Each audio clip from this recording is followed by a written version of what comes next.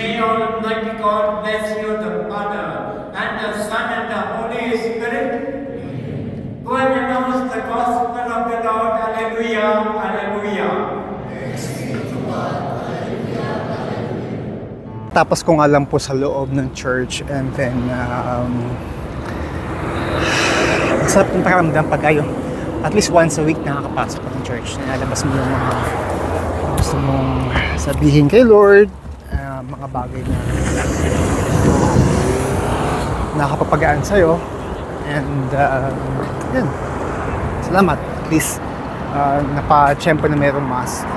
Now, every after ng mass, pag napunta ako dito sa city, may kita point na nakakabisita ako dito sa Corniche, sa tabing dagat. Kasi ito yung favorite part ko dito sa city, yung dagat. I don't know, sobra akong attached talaga sa dagat. Nakita naman ninyo sa ibang mga posts ko, palaging pag nasa ibang dagat, pag nasa tabing dagat ko, iba yung pakiramdam ko. But since kung tayo doon, tawid tayo, ingat lang tayo palagi pagtawid kasi syempre hindi natin alam kung baka tayo mabangga dito.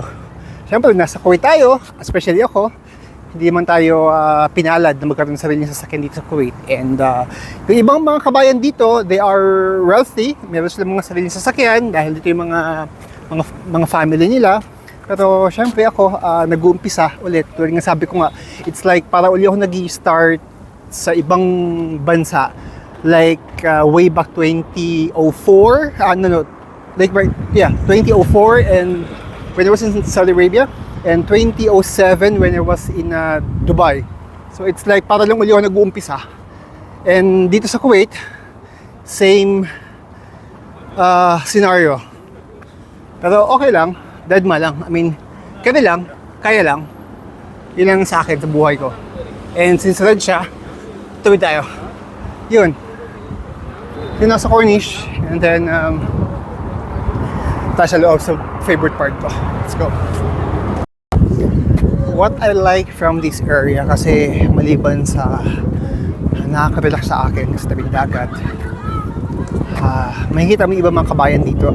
Karamihan dito mga kabayan nag-volleyball, nag-basketball outside, and may mga paliga sila dito.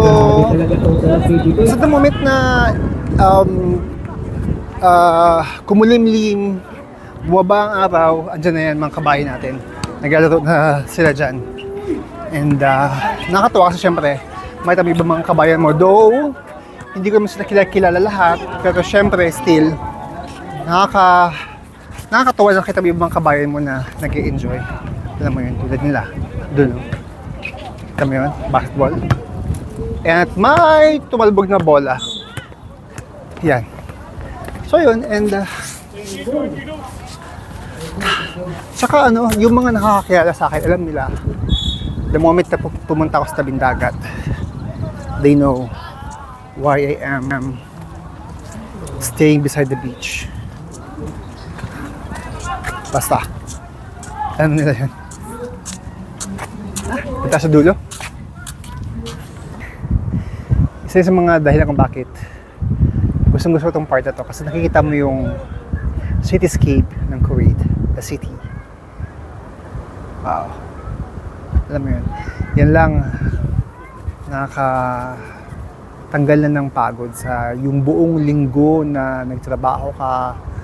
Tapos meron kang weekend na ganito na gusto mong pumunta sa tabing dagat at makapaglakad-lakad.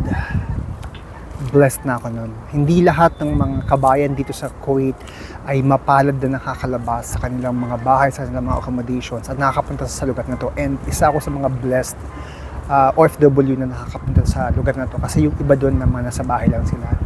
Gusto nakakalabas. And yun, kaya ako I always treasure moments. I always appreciate time and yung mga tao sa paligid ko. Kaya salamat. I am so blessed, Lord. Thank you so much po. And I think that's enough. I have to go back na sa lugar ko, sa probinsya namin upang makapaghanap ng aking munting tsinelas. Kasi syempre, Yun yung purpose ko dito eh. Para ako makahanap ng tsinelas at saka at the same time makapag-charge na rin. Kaya lang, feeling ko wala ako makikitang murang tsinelas dito sa city kasi karamihan, syempre mga mahal. Unlike dun sa lugar namin, meron doon mga tiga 1KD lang, tig 500 feels, mga sentimo-sentimo lang ang presyo.